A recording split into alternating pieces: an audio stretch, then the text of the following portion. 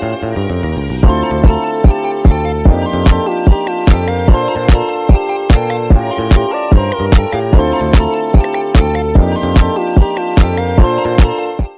semua, perkenalkan aku Sophia dari Prodi ASP. Di video ini, kita akan belajar bareng tentang pasar persaingan sempurna. Apa aja yang kita bahas, itu mulai dari ciri-ciri pasar persaingan sempurna, maksimisasi profit, kurva demand dan supply di jangka pendek dan jangka panjang, dan lain sebagainya. Materi pasar persaingan sempurna, pertama, kita belajar dulu definisi pasar itu apa. Secara umum, pasar itu sering diartikan sebagai tempat bertemunya penjual dan pembeli. Namun, pengertian ini sudah kurang tepat atau kurang relevan lagi karena kalau menurut ekonomi, pasar itu lebih ke bertemunya demand dari pembeli dan supply dari produsen atau penjual. Lanjutnya ke ciri-ciri PPS. Sebelumnya, meskipun PPS ini yang nggak ada 100% di real life, karena adanya ciri-ciri PPS yang nggak kita temukan di kehidupan nyata, yang ada hanya yang mendekati aja. Apa aja ciri-cirinya? Yang pertama, jumlah perusahaannya ada banyak. Di sini sebenarnya nggak ada angka mutlak sih banyak itu berapa. Intinya di pasar ini ada banyak perusahaan yang menawarkan produknya. Yang kedua, jenis barang homogen. Jenis barang yang diperjualbelikan di pasar persaingan sempurna itu homogen, identik, sama, atau intinya saling menggantikan satu sama lain. Yang ketiga, tidak ada kemampuan menentukan harga. Ini kenapa? Ini karena tadi produsennya kan banyak, dan barang yang dijual juga cenderung sama. Jadi misal harga pasar buah apel itu 20.000. Terus ada perusahaan yang pengen naikkan harga ke 21.000 biar dapat untung lebih katanya. Akibatnya, ya nggak ada dong yang beli ke dia. Pembeli akan nyari apel di produsen lain yang masih banyak di pasar. Yang keempat, tidak ada hambatan masuk atau keluar pasar. Ini maksudnya jadi pelaku ya atau jadi produsen. Misalnya si A lihat temannya jual apel di pasar bisa bikin dia sukses atau kaya raya. Nah, si A jadi pengen juga. Ya, si A tinggal masuk aja ke pasar, ikut jualan apel, nggak perlu melengkapi syarat ini itu. Terus misal 3 hari jualan dia ngerasa bosan atau ngerasa omsetnya gak sebesar ekspektasi dia di awal.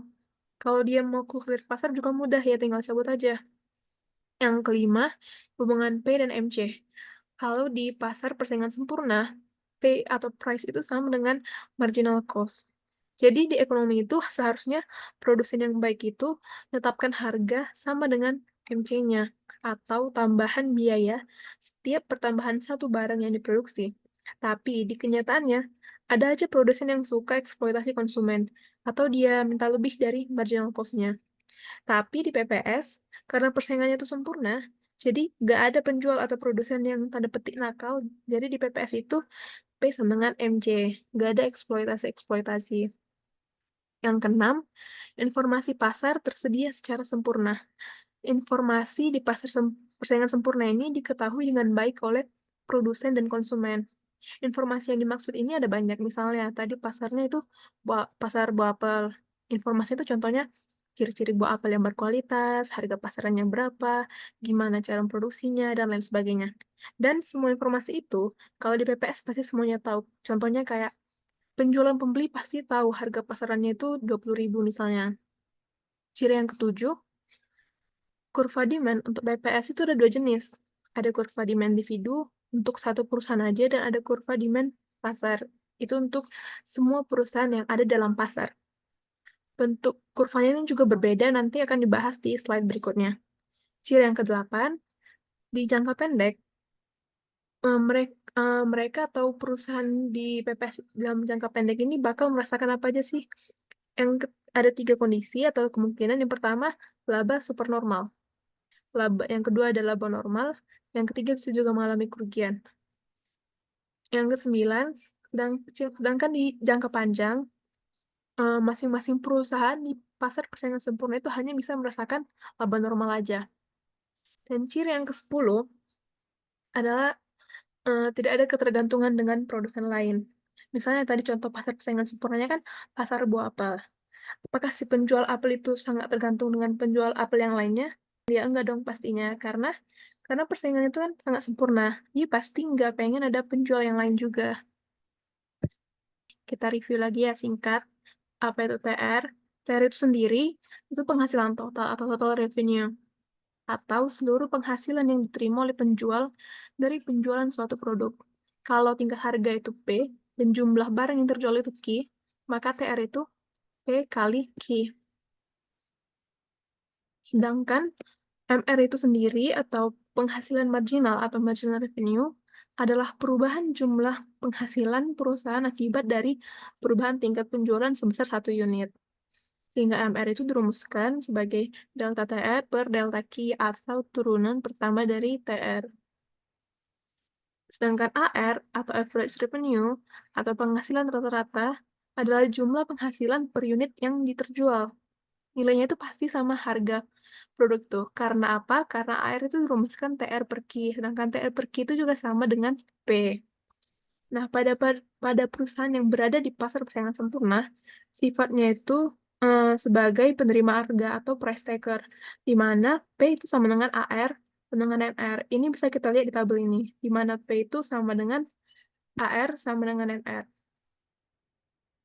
Nah, selanjutnya, maksimisasi profit di jangka pendek pasar persaingan sempurna. Teman-teman juga pasti udah tahu kan rumus profit itu sendiri, TR kurang TC. Nah, saat kapan laba itu mencapai titik maksimumnya? Itu ketika MR sama dengan MC. MR itu sendiri turunan pertama dari TR dan sama halnya MC juga turunan pertama dari TC. Bisa kita lihat di gambar kurva ini, yang biru ini TR, yang merah TC, dan yang paling bawah warna ungu ini kurva laba. Bisa kita lihat bahwa laba itu mencapai titik maksimum saat MR sama dengan MC, atau saat kemiringan turunan pertama dari kedua kurva ini sama. Nah, di matematika kita juga belajar kalau fungsi mencapai nilai optimal bisa minimum atau maksimum saat gradien atau turunan pertamanya itu sama dengan 0. Dari persamaan laba TR kurang TC, kalau kedua ruas sama-sama diturunkan terhadap Q, maka akan diperoleh MR kurang MC sama dengan 0 atau MR sama dengan MC.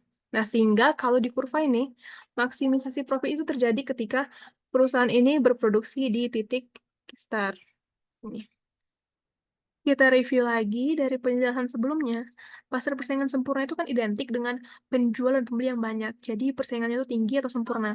Yang unik lagi di PPS ini, dia punya dua tipe kurva. Yang pertama kurva individu, dan yang kedua adalah kurva pasar atau semua perusahaan yang ada di pasar. Nah, kalau individu, dia bentuknya itu horizontal. Artinya, di kurva yang berbentuk horizontal ini ada sesuatu yang nilainya berubah-ubah, yaitu Q. Dan ada yang nilainya tetap, yaitu P. Di sini P itu eh, tetap nilainya sebesar 4. Sementara itu Q-nya selalu berubah, mulai dari 0, 100, 200, dan seterusnya. Nah, sementara itu kalau kita bahas kurva permintaan pasar alias udah dijumlahin demand semua perusahaan, bentuknya itu bakal kayak bentuk kurva demand pada umumnya, yaitu menurun dari kiri atas ke kanan bawah. Dengan catatan ini juga merupakan D sama dengan P sama dengan AR sama dengan MR. Artinya, P-nya nggak lagi konstan, bisa berubah. Memang mungkin ya P-nya bisa berubah di PPS. Mungkin aja, karena di kalau misalnya hanya satu produsen yang ingin mengubah harga memang nggak mungkin. Tapi kalau semua produsen sama-sama menaikkan harga, kan bisa aja terjadi kenaikan atau pergerakan harga itu sendiri. Oh iya, tadi di kurva permintaan individu pasar persaingan sempurna, dan bentuknya garis lurus atau horizontal itu karena pertama elastis sempurna, atau bisa disubstitusikan karena barangnya ini perjualbelikan itu homogen. Yang kedua, perusahaan menjual pada harga yang berlaku di pasar atau price taker. Kayak yang udah jelasin tadi di slide 2 kalau nggak salah. Selanjutnya, choosing output in the short run. Pastinya setiap perusahaan yang ada di pasar persaingan sempurna ingin memproduksi di titik yang mencapai laba maksimum. Nah, profit maksimal itu sendiri dicapai saat perusahaan berproduksi sebesar start. Kenapa? Yaitu di dalam keadaan MR sama dengan MC. Nah, berarti titiknya itu di sini, nanti kita tarik ke bawah, sehingga dapat lagi startnya itu sebesar 8. Syarat laba maksimum itu sendiri ketika MR sama dengan MC, ketika MC itu naik. Kenapa? Kenapa nggak titik MR sama dengan MC saat kurva MC itu menurun atau di titik ini? Itu karena MPP atau Marginal Physical Product, setiap input menunjukkan MPP menurun bila dilihat dari segi biaya, berarti MC itu meningkat. Apabila MN sama dengan MC berada ketika MC turun, maka yang akan terjadi itu malah kerugian. Dan selama MC menurun atau MPP naik, akan selalu menguntungkan apabila perusahaan menambah inputnya.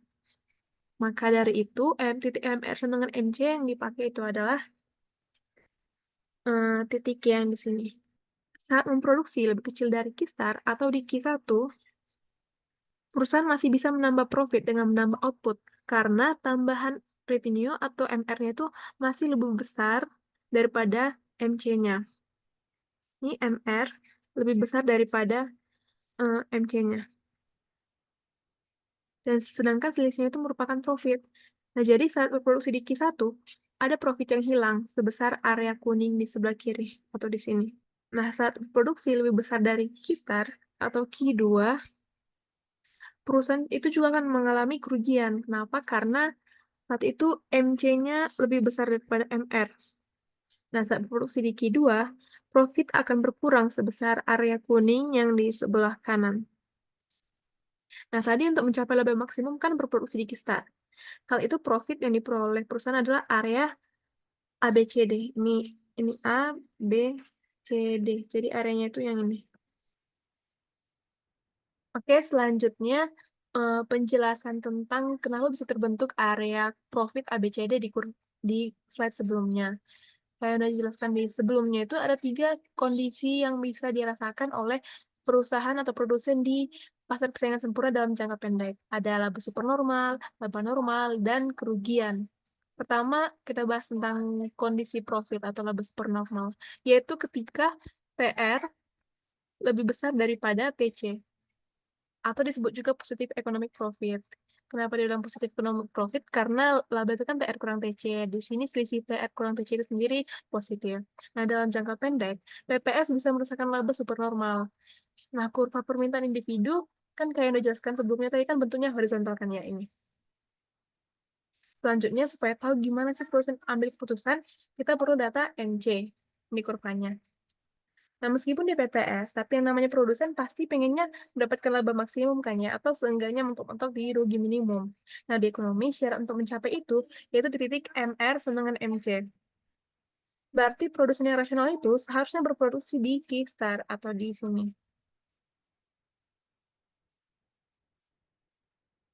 Kalau dia berproduksi sebesar Q-star, dia bakal merasakan apa sih? Supaya kita tahu, kita perlu lagi kurva atau lagi. Ada yang tahu kurva apa? Yang nilai minimumnya berpotongan dengan MC? Ya benar, kurva AC ini. Tadi laba supernormal kan kondisi saat TR lebih besar daripada TC. Nah, di ekonomi, rumus TR itu kan P kali Q. P-nya itu ini, dan Q-nya itu ini. Berarti secara kurva, luas area TR itu, area P kali Q itu adalah O, A, B, dan kita. Sebesar area persegi panjang yang ini. Nah, untuk menentukan TC, sebenarnya ada beberapa rumus kan ya untuk menentukan TC. Tapi di contoh ini, kita paling cocok menggunakan TC sama dengan AC kali Q. Nah, AC di kurva ini, kan ini AC. Dan Q-nya itu ini, Q-star. Nah, cara menentukannya sama aja, kayak menentukan TR tadi. Kita lihat aja di mana AC ini saat berproduksi sebesar Q-star. Kita tarik di mana AC-nya, di berpotongan dengan AC, nah berarti di titik ini. Nah, berarti AC yang akan terjadi di sekitaran sini. Jadi kita tarik garis ke semu P. Nah, jadi membentuk persegi panjang. Nah, kalau kita misal mencari TC, berarti areanya itu misalnya ini D, ini C. Berarti area TC itu adalah area persegi panjang O, D, C, Q star. Kalau dilihat di kurva, kita mengeluarkan sebesar persegi panjang yang kecil ini. Yang ini. Sementara penerimaan kita persegi panjang yang lebih besar, yaitu O, A, B, Q star.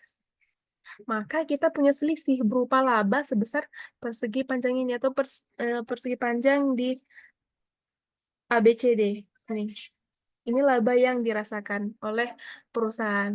Nah, jadi air raya inilah yang laba yang dirasakan oleh produsen di PPS di jangka pendek. Nah, selanjutnya kondisi di jangka pendek itu juga bisa aja nggak menguntungkan, tapi juga nggak merugikan. Istilahnya kita sering dengar BEP atau break even point, tapi di ekonomi itu lebih ke istilahnya zero economic profit atau laba normal. Karena hasil pengurangan TR kurang TC itu sama dengan nol atau TR kurang TC.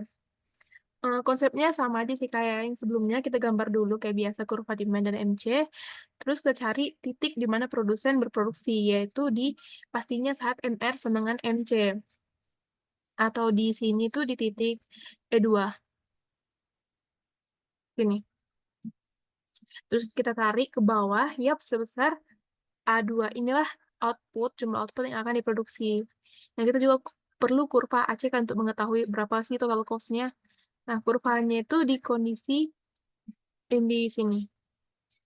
Kalau kita nyari TR, kayak yang tadi, berarti areanya itu adalah P kali Q. P kali Q berarti adalah O, A2, E2, P2. Berarti area persegi yang ini. Yang uniknya di kondisi ini, AC itu sama dengan P. Karena sama, nilai TC juga area yang sama, yaitu O, A2, E2, P2. Atau kalau diarsir di sini. Sehingga mereka mendapatkan zero economic profit. Masih dalam kondisi jangka pendek, kemungkinan yang ketiga itu adalah merasakan rugi atau loss. Penjelasan selanjutnya itu di next slide. Kita udah tahu kan, kalau cerita rugi berarti TR itu lebih kecil daripada TC. Jadi daerah TR itu masih sama kayak yang tadi, yaitu di sini area O, Q1, D, dan P. O, Q1, D, P. Sementara TC kan AC kali Q, berarti kita tarik garis dari titik output, yaitu dari titik Q1 ini ke AC. Kita tarik ke atas, hingga mendapatkan titik J. Inilah kita tarik lagi ke sumbu P, maka akan mendapatkan luas area TC sebesar area O, Q1, J, K. Nah, di sini kan ada selisih antara TC dan TR. Di mana TC-nya itu lebih besar, yaitu area ini, area yang garis kuning ini. Sementara tadi TR-nya itu cuma area O, Q1, D, P. Maka ada area kerugian minimum sebesar area PDJK, yaitu ini, yang diarsir warna merah. Kalau kita bahas lebih lanjut lagi, dalam jangka pendek, produsen itu masih dapat berproduksi meskipun menderita kerugian, yaitu ketika MC sama MR, ketika MR itu di atas APC. Nah, kalau harga turun di bawah AC, maka produsen itu, ini di bawah AC, maka produsen akan mengalami kerugian, karena harga jalannya itu lebih rendah dibandingkan ongkos produksinya atau cost-nya. Tapi selama harga masih berada di atas AVC, maka akan sedikit menguntungkan atau nggak terlalu merugikan. Kenapa bisa terjadi? Karena ketika P itu lebih besar daripada AVC, maka sebagian fixed cost itu masih bisa ditutupi oleh kelebihan P yang di atas AVC. Dan VC sendiri juga tertutupi. Kan fixed cost itu kan harus dibayar meskipun produsen itu nggak bekerja sama sekali. Nah, ketika P itu sebesar P aksen, atau di sini, dia itu lebih rendah daripada AVC. Maka harga jual output itu lebih rendah dibandingkan dengan ongkos produksi, sehingga variable cost itu nggak tertutupi oleh penerimaan hasil jual outputnya. Oleh karena itu, lebih menguntungkan kalau produsen menghentikan produksinya. Karena dengan demikian, produsen itu hanya membayar fixed cost tanpa membayar variable cost. Nah, titik shutdown point-nya itu di titik M. Kenapa? Karena kondisi inilah di mana produsen menghentikan produksinya jika dia tidak mampu menutupi variable cost. Kalau harga jualnya itu berada di atas P double aksen di sini, maka produsen akan tetap berproduksi dalam jangka pendek meskipun berada di bawah AC atau mengalami kerugian. Tapi ia akan tetap memilih posisi P sama dengan MR sama dengan MC atau di sini. Namun dalam jangka panjang itu nggak ada produsen yang bersedia untuk menanggung kerugian selama-lamanya, sehingga dalam jangka panjang produsen akan berhenti berproduksi. Selanjutnya kita bahas kurva penawaran untuk individu. Caranya itu kita bandingkan dulu MC dan AVC dengan harga pasar atau P. Kalau P-nya itu lebih besar daripada MC dan P lebih besar daripada AVC, ini berarti penjual dapat keuntungan. Kalau P lebih kecil dari MC, berarti penjual rugi dan nggak ingin menjual produk. Kalau P sama dengan MC, berarti penjual itu nggak dapat keuntungan dan juga nggak dapat kerugian. Jadi kita tentukan dulu output di mana MC sama dengan P. Itu yaitu di sini, sini, dan sini. Nanti kita hubungkan titik-titik di mana MC sama dengan P, dan titik ini akan membentuk kurva penawaran individu. Nah, saat P itu naik dari P1 ke P2, Q-nya juga naik dari Q1 ke Q2 itu sesuai dengan hukum penawaran. Maka kurva MC itu adalah kurva penawarannya, tapi nggak berlaku saat P itu lebih kecil daripada AVC, atau di area ini nggak berlaku. Kenapa? Karena pada keadaan ini perusahaan itu akan melakukan shutdown atau tidak berproduksi. Oleh karena itu, kurva penawarannya itu adalah sepanjang MC, tapi di atas dari AVC. Jadi mulai dari sini ke sini. Intinya, kurva penawaran industri atau pasar itu adalah akumulasi dari kurva penawaran individu. Jadi kita jumlahkan aja kurva penawaran individunya sehingga mendapatkan kurva penawaran industri atau pasar. Langsung aja di kurva ini pada saat harganya itu P1, perusahaan 1, 2 itu gak berproduksi. Hanya perusahaan 3 berproduksi sebesar ini. Jadi kurva penawaran pasarnya sama dengan kurva penawaran kurva penawaran perusahaan 3. Nah, ketika harganya naik jadi P2, di sini perusahaan 1 dan perusahaan 2 juga berproduksi sebesar ini 2, perusahaan 2 5, dan perusahaan 3 8. Jadi, kita jumlahkan aja 2 tambah 5 tambah 8, dan segitulah kuantitas penawaran pasar pada saat harga P2, dan seterusnya. Surplus produsen itu sederhananya keuntungan yang diperoleh perusahaan dari penjualan produknya. Cara kita menghitungnya itu dengan cara mengurangi TR dengan TVC. Jadi supaya lebih ngerti lagi, kita buat contoh. Contohnya itu harga jual padi itu 5.000 per kilo. Sedangkan TVC-nya 3.000 per kilo. Dan kuantitas padi yang dijual itu ada 100 kilo misalnya. Nah, jadi kita cari tahu dulu TR-nya, kita cari tahu juga TVC-nya, dan selisih antara TR dan TVC itulah surplus produsen. Di sini TR kan P kali Q, berarti 5.000 dikali 100, berarti kan 500.000. Sedangkan TVC-nya 3.000 dikali 100, berarti 300.000. Dan surplus produsennya adalah 500.000 dikurang 300.000. Jadi surplus produsen di contoh ini sebesar 200.000.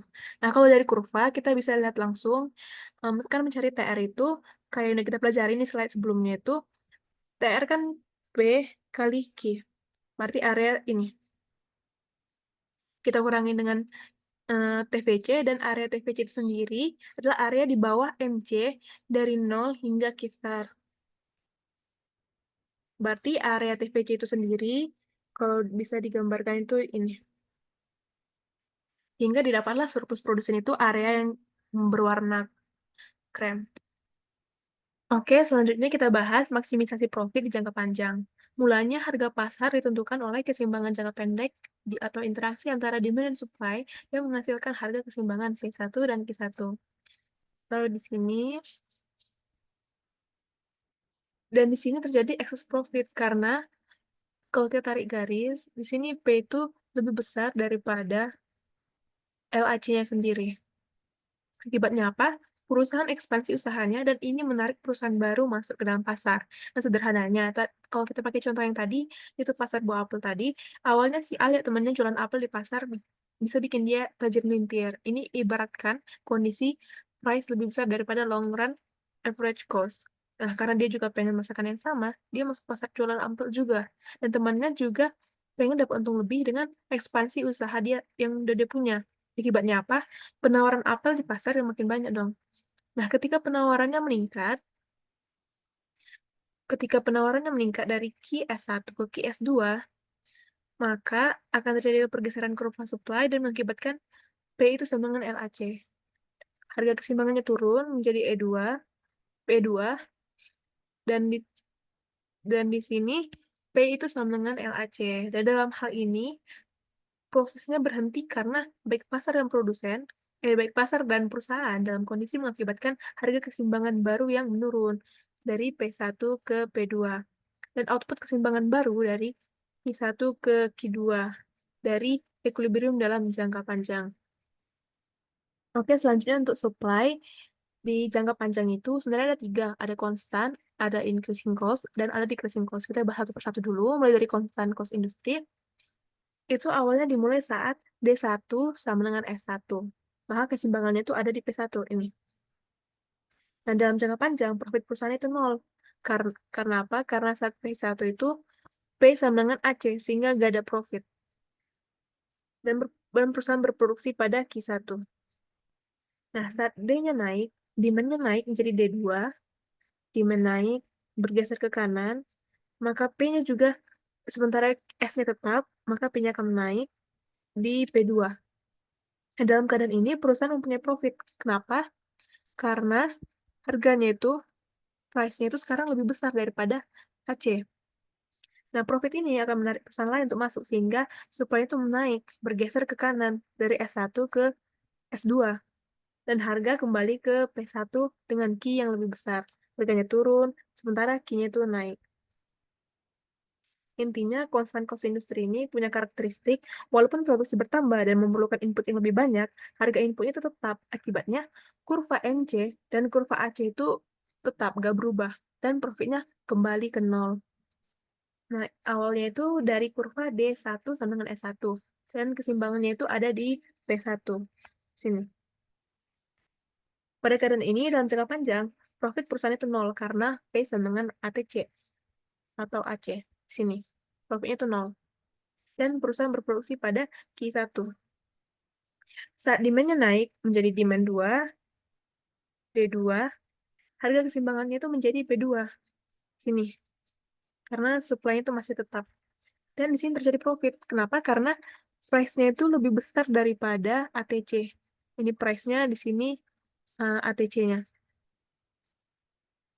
Nah, profit ini akan menarik perusahaan lain untuk masuk industri, sehingga S-nya pun bergeser. S-nya naik dari S1 ke S2 ke sini. Namun, tidak sebesar dalam constant cost industri sebelumnya, karena diikuti dengan naiknya harga input. Jadi dia S1 dan ke S2 ini tidak sebesar sebelumnya. Nah, pada kasus ini, harga keseimbangan itu ke P3 dengan Q sebesar Q3. Harga keseimbangannya pun turun ke P3, dan Q-nya naik sedikit ke Q3. Jadi di sini.